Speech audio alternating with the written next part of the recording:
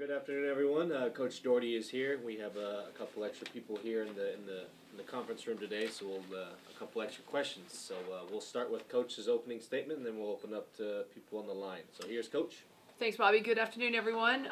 Looking forward to heading down to the desert, to a little bit warmer air and sunshine, but most importantly, getting ready to do our second round with Arizona and Arizona State.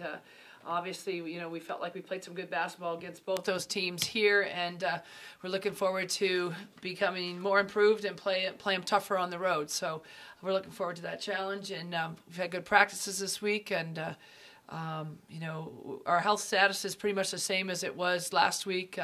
April Cook is still kind of a TBA. We kind of go day to day with her on her back situation, and so I don't know if she's going to play, but Jordan Kelly will back us up at point guard. I thought she did a pretty good job this past weekend, and I thought our front line played some very, very good basketball in both games. So we're looking forward to just keep practicing and get ready to go down there and get 2 W's.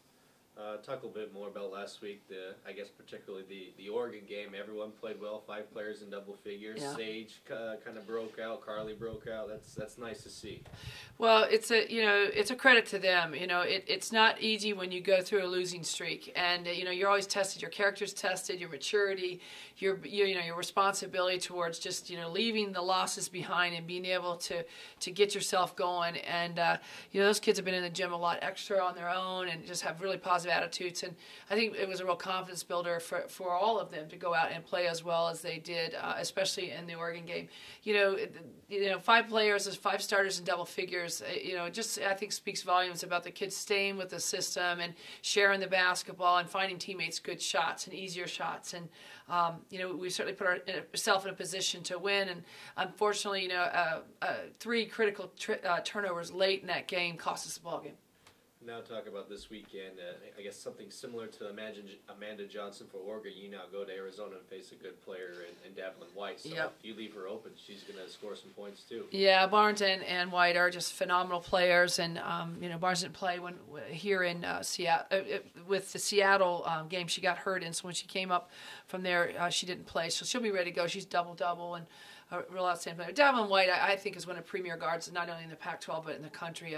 She has long range. She's such a confident player. She's got just an arsenal of weapons offensively, and she's somebody that you've got to know where she's at every second, because if she gets a good look, she can get on a roll and just wreak havoc. So both of them are going to be a great test for us. I think that our team knows that, and we're working hard on our scout this week to prepare for that.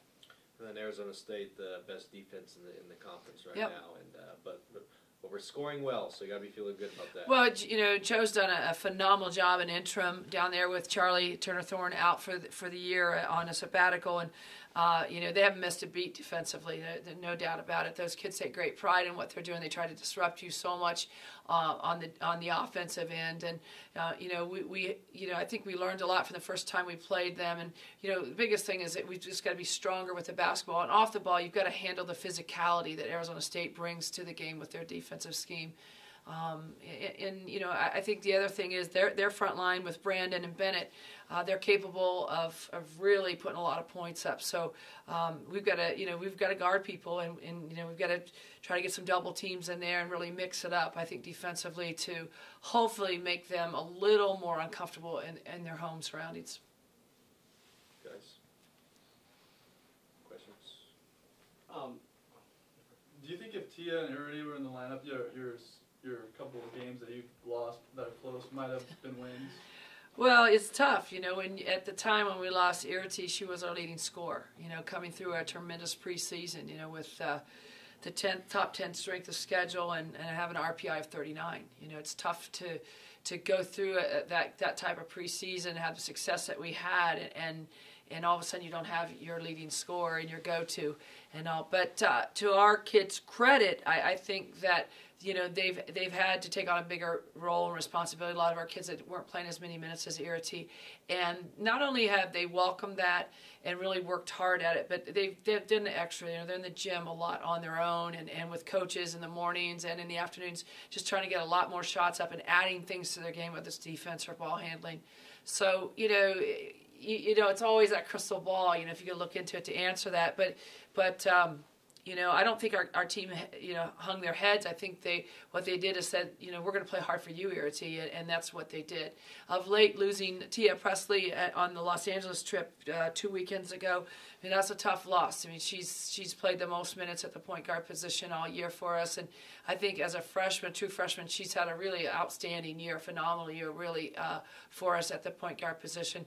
So we've had to regroup a little bit. Rosetta's, you know, she's doing an outstanding job up there, and you know, hats off to her. You know, the role keeps changing. Come off the bench starter, and that sometimes it's tough on kids. You know, a lot of kids like to be on the bench at the start of the game and watch the game kind of evolve and settle in. And right now she doesn't have that luxury, and I thought she did some good things this weekend for us. Jordan Kelly, who did play some point in high school, has swung back up to that position for us, but it's the first time that she's been up there. I thought defensively she did a solid job for us last week in the minutes that she played, and I thought offensively there was a calmness about what we were doing on the floor, and I really was very impressed with the fact that she was able to get our teammates in the right spots offensively and really run the show up there. You beat Arizona here. Mm-hmm. Do you expect to go down there and have the same game plan, execute it, and just win again?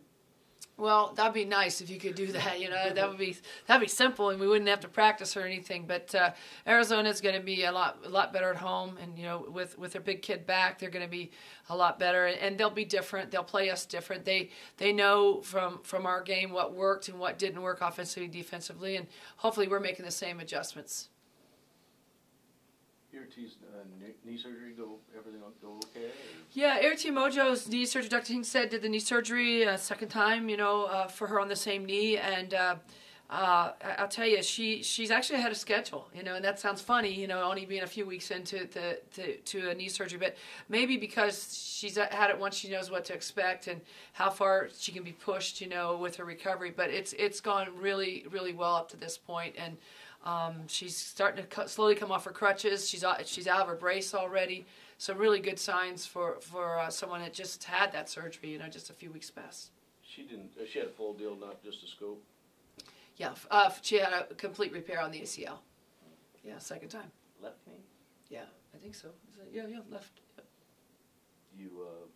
They're hopeful. You think she'll be 100% by the start of next season? You know, the you know, what you want to get your fingers crossed anytime anybody has surgery for anything, but is that she'll be able to go full on 9 or 10 months out. And so every indication, the surgery went well, she's recovering faster. She's got a great team here. I mean, our trainers, our doctors, our rehab people are the best in the country. They really are, and they're with her every day, you know, helping her. So she's got a lot of support around her, and most importantly, she's got that positive attitude that she wants to come back off of it, and she's working real hard to make that happen. So hopefully, 9 months will be it, and she'll be good as new. Coach, what are you having the team do offensively and defensively to prepare in practice? I think that, you know, one of the areas that with all the adjusting that we've had to do because of the injuries and moving people around, like Kelly from the 3 to the 1, and you know, some things like that, it's just trying to get more reps and more experience for her up top, and taking advantage of what strengths we have in different players, so that we're running the right sets for the combinations of the 5 that are out on the floor, and making sure that we recognize what we're trying to get out of each offense. I think it probably sounds a little basic and kind of going back to square one a little bit, but when you have a change like we've had with losing the 3 guards that we've lost in the last 5 weeks, you've got to make adjustments. And to our kids' credit, they're willing to make the adjustments, and they're working hard at it. But it's a lot of repeat right now, and focusing on, you know, this is exactly what we need to get out of this offense. And then, what did you notice in last week's game that the team definitely needs to improve on in practice this week? I thought we made great headway in our containment defense, and I thought we did a much better job rebounding last week, and that was our 2 focuses that we talked about in here, I think a little bit in our media on last Tuesday. I think that we need to continue to get better at containment, because both teams have some great perimeter quickness that we're going to have to play against, and they try to get to the rim and get to the free throw line and get the clock stopped and score a lot that way. And the post, they certainly are very capable, both teams, of not only driving but shooting the 3 or shooting the 2. So we want to keep getting better. We want to keep getting better at every phase of our game. And I think that we've got to play a lot more physical in the desert in both games because we're not on our home court, and both teams tend to play very, very physical at home. So we've got to be able to answer that. And then finally, is there anything new that you'll expect from the teams that you didn't see last time? You know, it's an interesting question because it's second time around, but it's only been, 4 weeks since we played them last. So, we're coming through the tapes right now, and we're looking at all the other games that they've played since we played them last, and trying to see, okay, does that look like there's a new set there, or are they having more tendencies to play this defense or that? So you're still going through a lot of tape, looking for those things. But I think the biggest thing for us is just keep getting better and get more experience with the adjustments that we've had to make with the injuries. All right, thank you, Coach. Mm-hmm. You're welcome. The 2008 class, this is their last road trip before the Pac-12 tournament. How much fun is it to go on the road with that? Well, it's the second to last. We got another one. Yeah. And what's the question about it? How much fun is it to go on the road with this team?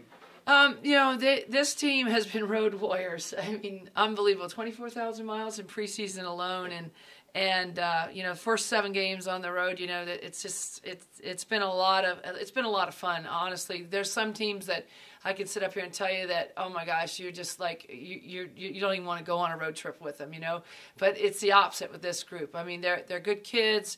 I think the seniors have provided great leadership, and they really are a lot of fun. And they go out every road trip just like wide-eyed kids, ready, for a new experience, and at the same time with the understanding that they need to get it done on the road. So I'm looking forward to it, and I know they're looking forward to seeing some sunshine too.